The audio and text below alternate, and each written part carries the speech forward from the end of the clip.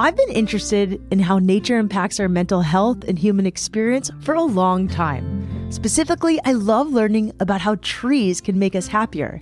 It's easy to think of trees in the context of looming forests, but we're also surrounded by them in the cities we live in. Think of the maple tree on your block that drops neon orange leaves in the fall, or the palm trees in Southern California that rustle on a windy day. Professor and researcher Cecil Konijnendijk is an expert on forestry and urban green spaces. I'm really fascinated by trees and these magical beings they are in a way. And for me, they're companions. I think in some way they're a bit human-like. We can associate to them, relate to them, and they follow us through our lives and they give us perspective and they give us good companionship. Cecil Konijnendijk has been studying, teaching, and advising on urban forestry for more than 25 years. He's always been interested in how trees can improve our cities, communities, personal lives, and mental health. Imagine if you took a bird's eye view of your neighborhood. How much of it would be covered with green treetops? That coverage is called urban tree canopy. Cecil's research mostly focuses on increasing urban tree canopy in cities around the world. I'm Shelby Stanger, and this is Wild Ideas Worth Living, an REI Co-op Studios production. A couple of years ago, Cecil came up with a rule he calls 3-30-300. It's become popular among climate change activists and urban tree canopy specialists. I'll let Cecil explain how 3-30-300 came to be. Cecil Konijnendijk, welcome to Wild Ideas Worth Living. We're excited to have you on. Thank you so much. Excited to be with you. And you're far away right now. Where are you? I'm actually in the Netherlands right now, so yeah, a little bit away from where you are. Okay, so tell us about the 3-30-300 rule. Yeah, so for many years I've been doing research and teaching on trees, but I always get the request from cities across the world, from colleagues, like, can you give us some guidelines, right? Some guidance of what we can do, how much green do we need to have, how many trees? And I've always been very careful because, it depends on context, it depends on where you are. But then I also realized if we don't do this, we're actually going to lose a lot of trees in our cities. So at one moment, about 2 years ago, I had this idea that, hey, there's some research that shows that we should not live more than a 5-minute walk from the nearest park. There was a lot of research coming out that shows that we have to have what we call canopy cover in our neighborhoods, around 30% minimum. And then I also thought, there's a lot of research now on visible green, the need for us to see trees and green from our window. So then I thought, okay, why not 3-30-300? So seeing 3 decent-sized trees from your window, having 30% canopy at least at the neighborhood level, and having a high-quality public green space within 300 meters or 340 yards from your house. Which is about a 5-minute walk. That's right, yeah, 5, maybe 10 minutes, depending on how mobile you are. But yeah, World Health Organization recommends this as well, that you should not be more than 5 to 10 minutes away from the nearest green space.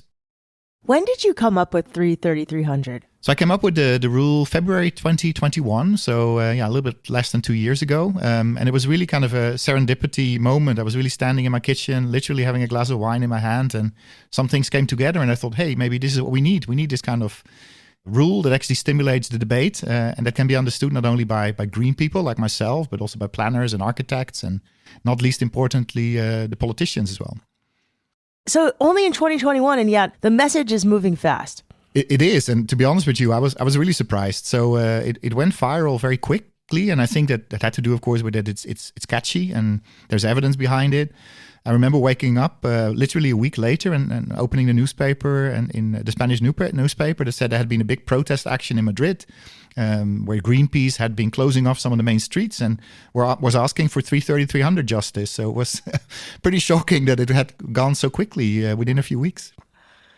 That's awesome. So your ideas have sparked protests. They have, yeah. Luckily, my name was not on the banner, I think. But in a way, it would have been okay. Yeah, exactly.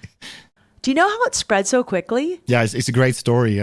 Actually, I had a little side career as a journalist for a few years, and I'm very fascinated by how these stories kind of come up, right? So what really happened is that I did a LinkedIn post initially and retweeted it, and then IUCN, the International Union for Conservation of Nature, their European office wrote or called me the next day and said, "Hey, this is a great post. Can we repost it on our website?"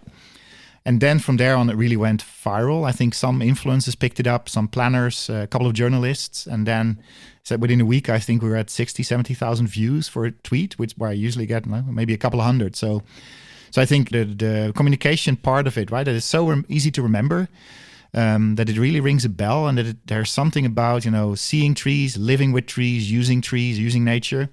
I think it all came together. And then, of course, in number 3, which I, of course, realized a bit later, is something very special, right, in religion, in culture. And then, of course, it's close to tree. So I think, a lot of things I didn't really think about as I came up with the idea. Later, of course, showed to support its implementation as well. Cecil's 3-30-300 rule is a catchy phrase that's also backed by research. Several studies have been done about how spending time in nature improves our blood pressure and calms our nervous systems. And while these physiological benefits are important, Cecil's focused on the ways trees can improve our mental health too.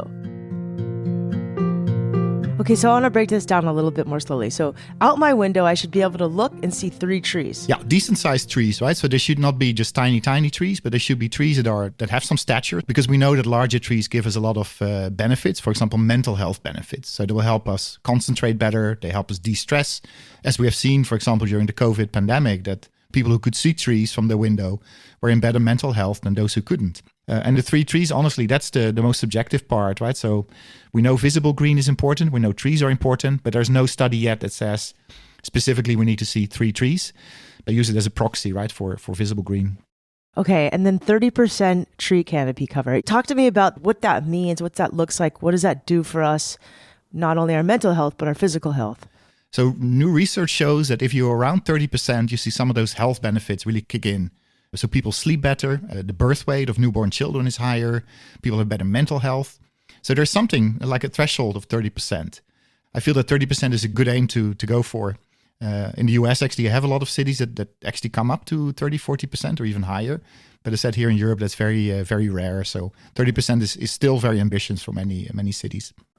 What's an example of a city in the United States with 30% tree canopy cover? Yeah, so if you go higher than that, right, then cities like Atlanta or Charlotte, they're actually over, close to 50%. Of course, not when you go to, let's say, the desert climate or so in the US, it's different. But actually, North America has quite a few cities that hit that 30, 40%.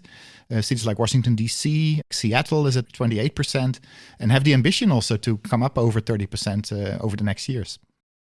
Okay, and the 300-meter rule. So you want to be within 5 to 10 minutes of walking or 300 meters to a park or a green space. Yeah, so it should be a green space or public green space that actually offers you to do different things. So I talk about high quality green. So you need to be able to do different types of activities. There should be different types of vegetation. People should be able to relax, but maybe also play games, observe nature. And that should then be offered at easy reach. So not just 300 meters, but actually 300 meters by foot, right? So you should be able to reach it also in a safe and good way. And with that, we know from research that people will use the area more, people interact more, they're more connected in green spaces. And we see immediately those health benefits kick in with people who use parks. So you're saying that people gather more if there's green spaces. So if there's a park nearby, we're more likely to gather in community. Correct, yeah. And even if you have a greener street, so if you have canopy in your street, you're more likely to come out and talk to your neighbors. We saw that during the COVID pandemic. I experienced it. I was in Vancouver at that time. You really saw that people interacted much more in those green streets that became kind of de facto parks. And we've seen studies, for example, in Barcelona, the city where I used to live, that schools that are greener actually had children performing 50% better in tests compared to schools where the children did not see any trees or didn't have any green around them. I remember when I was in school in the Netherlands as a small boy, right? I was always kind of drifting away with my gaze out to the trees outside and to the birds. And it helped me because it actually kept my focus and made me learn better. I love that Cecil just crushed that stereotype of the kids staring out the window in class. Turns out, gazing at trees can actually help you focus. This is one of the reasons so many companies are building green campuses. Research shows that office workers perform 10 to 15% better if they're in greener environments. Even spending a few minutes outside on a lunch break can make a big difference.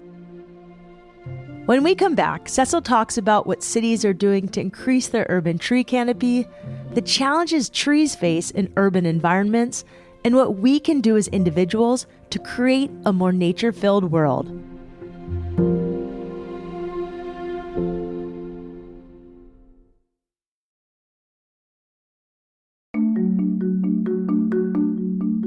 Cecil Konijnendijk is a well-known voice in the world of urban forestry. He's been teaching, researching, and writing on the subject for his entire career. Cecil's ideas have been influential, but applying them to different cities is sometimes easier said than done. Each city has a different geographical landscape, demographic makeup, and political agenda. Cecil works directly with cities around the globe to implement denser tree canopies and more natural spaces. You've traveled all over the world. What cities have done some of the most radical things, you think, with urban canopy and trees? So we see places like Barcelona and Paris. They are now actually removing car habitat, as I call it, for tree habitat and people habitat. So they're really starting to turn gray into green, which is something which we would probably not have expected a while back. But also in the US. What does that mean? Does that mean that they're taking roads away and planting trees there? They are, yeah. So Barcelona, they're closing off part of the road infrastructure. They have this what they call the super block program. So they're taking 3x3 blocks, and within that starting to remove traffic and plant trees and create better spaces for people. And other cities like Paris and so are following suit. A city here in the Netherlands, Utrecht, they are taking a certain percentage of car parking away every year and replacing that with pocket parks and public spaces. I don't see that near me. That's incredible. Yeah, it's not everywhere, unfortunately. And I think sometimes cities that are still pretty green, right? And people feel, oh, we don't need to do it. But I think especially those cities like Barcelona that are so dense and where trees are really scarce, I think there they really see the need now to clean the air, right? And to make the city more attractive. What other cities are doing well? I know you've mentioned Melbourne, Australia. Yeah, Melbourne, Australia is a great example of a city that took urban forestry seriously early on and developed a really strong strategy that was integrated with its climate strategy and also with its public health strategy. What about in places like India or places with like massively dense populations like New Delhi or even Beijing, China? Yeah, so even there, right? So you mentioned Beijing. Beijing has been planting 50 million trees during the last few years and is doing another 50 million to deal with dust storms, to deal with pollution, to deal with stormwater. So they take it pretty seriously, and they're actually making small forests out of their parks, for example, and even removing buildings and residential areas to green the city. Do you have any stories of small cities or places that you've been to where you've seen a tree program implemented and you've gone back there and seen the change? Yeah, I come to think of a city in Sweden which is called Växjö in Swedish, which has been really good in taking green as part of their development infrastructure. And they have this nice green belt, and they've really put green central to their political agenda. And I have to say, when I go back there, it is working pretty well. And there are actually more examples of smaller cities that are really successful in embracing green, embracing trees, and moving forward in terms of being more competitive and attracting people to come and work and study. So interesting how trees can be like, that is it's like the chocolate candy that gets people in, green trees. That's right. Yeah. And we know, of course, I mean, many people are, when they decide where to go in the world, they are deciding on things like, green spaces, and together with good schools and cafes. And so green is actually a factor that is factored in, especially in people like creative classes. And so they really want to go to nice places. Okay. So when I think of trees, I think of trees in forests. But trees don't necessarily have to be in forests. They can adapt and grow in like patios and on roofs. And talk to me about some of the unique ways you've seen cities implement more urban canopy, I guess. Is that the way you, am I saying that correctly? Yeah, that's great. And you're right? Trees are very strong and resilient beings, of course. I mean, it is sometimes tough for them in cities, right? Because especially the space is very limited, especially the underground space as well. So the soil volume is, as we call it, is often limited. But trees are, they're really resilient. They can grow in any kind of circumstance. So we've been using that. Some species that are very strong can actually be put, as you say, on buildings, or they can be put in very tiny spots. But I think we have to be better in giving them a little bit of a support, right? Enough soil volume, enough space, water them in dry summers, and so to make sure that we help them, because they are in a bit of a, sometimes a bit of a war zone when they are in cities. There's so many pressures on them as well. What are the challenges to having more trees in cities? Because I know just outside my little community, they've had to cut down a few trees because one fell on someone's roof. And it was such a bummer because that actual tree covered our roof and our house was about 4 degrees cooler, which is a big difference. It is really important, right? And I think too often we still make the decision to remove the tree because we are risk averse. And of course, sometimes something does happen.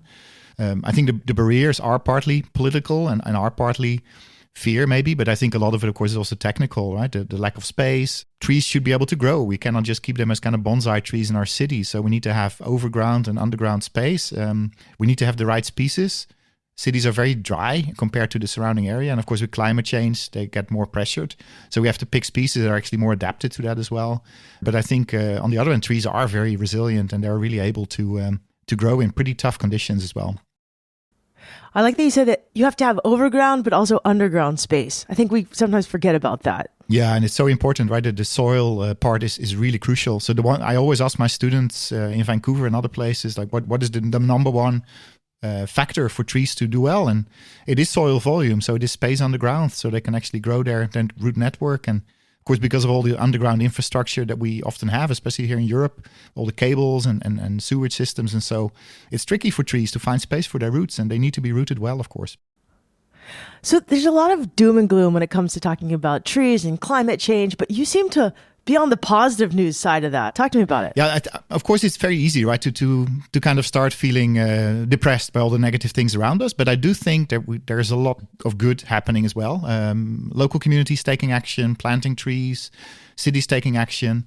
And I think we should really ride that wave and make sure that we take local action and don't feel that kind of climate anxiety that makes it hard for us to do anything about those big topics or big issues. And I think that's more and more happening, that people think, okay, let's work locally. Let's try to do something in our neighborhood, in our street. And that's also the idea with 330-300, to really do it in every neighborhood. And from there on, actually also address some of those bigger issues. It's easy to get wrapped up in climate anxiety, but I love Cecil's advice to start small and think local. When we take action in our own backyards, neighborhoods, and cities, it can have an even bigger impact than we realize.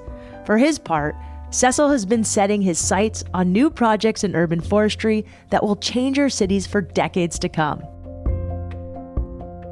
What are you working on now that's exciting? So there's a lot of stuff going on now in terms of working with governments to implement some of the best research. So I've been doing some work with cities like Birmingham in the UK. I've worked a little bit with Karachi in Pakistan. A lot of work in terms of packaging the research and trying to really build urban forestry programs on that. Trying to really think like 40, 50 years in the future, how should the urban forest, what should it look like, and what are the benefits we want from it?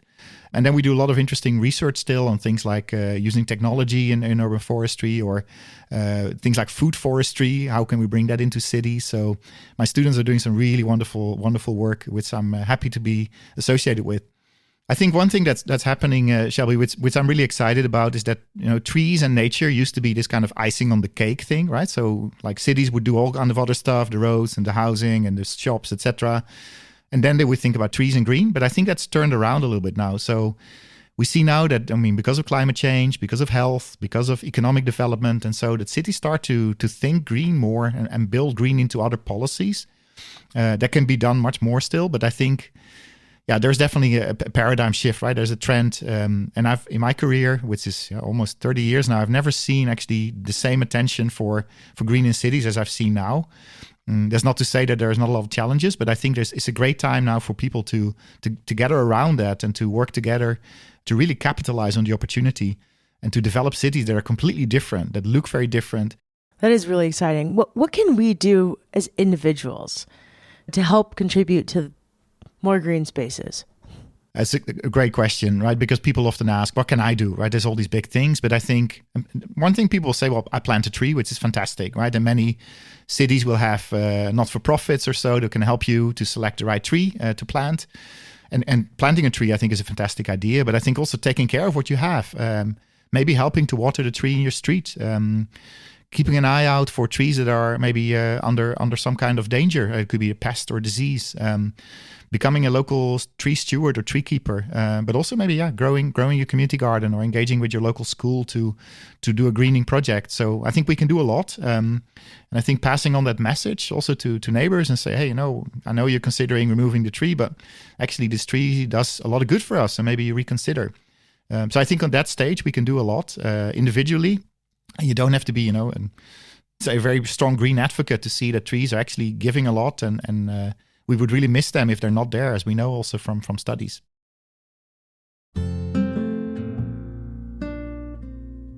Any advice to people? I mean, you've somehow made a career doing what you love, which is hard to do. Any advice on how to combine your wild idea, which was figuring out a way to study and advocate for trees, your life's work, and how to make it a reality? Yeah, that's a great question. I think passion is really important. So I always tell myself, if I wake up 3 days in a row and I don't feel good about what I'm going to do in the day, then I definitely have to change, right? I have to do something different. And I've actually moved and changed jobs because of that. So I think for me, passion is really important. My work is so much integrated into my daily life that it needs to go together well. And I also would say never say no to an opportunity. So I tell my students that as well. You'll get a chance, take it, and try to think about the consequences later. But really say yes and take the opportunity, even though it may seem a bit cumbersome. And I've done it. I've really taken opportunities and moved across the world. And of course, that comes sometimes at sacrifice and expense. But I think what I got back for it is definitely worth it. So take those opportunities and make sure you keep passionate about what you do. Cecil's work is having a profound impact on our planet. His 3-30-300 rule is making it easier for activists and policymakers to green our cities, and in turn, making all of us happier and healthier. Cecil Konijnendijk, thank you so much for coming on the show. We did this interview months ago, and it was a joy to revisit it and hear all the wonderful things you're doing in the world. If you want to follow Cecil, you can find him on Twitter, @AnUrbanForester. Wild Ideas Worth Living is part of the REI Podcast Network. It's hosted by me, Shelby Stanger, written and edited by Annie Fassler, Sylvia Thomas, and Sam Piers-Nitzberg of Puddle Creative. Our senior producer is Jenny Barber. Our executive producers are Paolo Motola and Joe Crosby. As always, we love it when you follow this show. Rate it and write a review wherever you listen. And remember, some of the best adventures happen when you follow your wildest ideas.